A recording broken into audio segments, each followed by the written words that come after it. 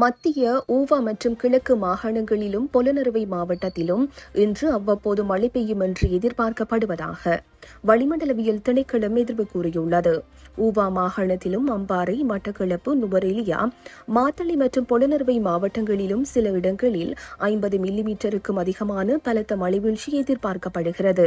வடக்கு மாகாணத்திலும் அனுராதபுரம் மற்றும் ஹம்பாந்தோட்டை மாவட்டங்களிலும் அடிக்கடி மழை பெய்யும். நாட்டின் ஏனைய பிரதேசங்களில் பல இடங்களில் பிற்பகல் 2 மணிக்கு பின்னர் மழையோ அல்லது இடியுடன் கூடிய மழையோ பெய்யக்கூடிய சாத்தியம் காணப்படுகின்றது.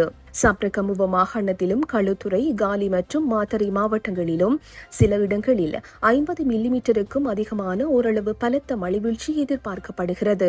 மேல் மற்றும் சப்ரகமுவ மாகாணங்களிலும் காலி மற்றும் மாத்தறை மாவட்டங்களிலும் சில இடங்களில் அதிகாலை வேளையில் பனிமூட்டமான நிலை காணப்படும் என்று எதிர்பார்க்கப்படுகிறது. இடியுடன் கூடிய மழை பெய்யும் வேளைகளில் அப்பிரதேசங்களில் தற்காலிகமாக வீசக்கூடிய பலத்த காற்று மற்றும் மின்னல் தாக்கங்களினால் ஏற்படக்கூடிய பாதிப்புகளை குறைத்துக் கொள்ள தேவையான முன்னெச்சரிக்கை நடவடிக்கைகளை எடுத்துக் கொள்ளுமாறு பொதுமக்கள் அறிவுறுத்தப்படுகிறார்கள்.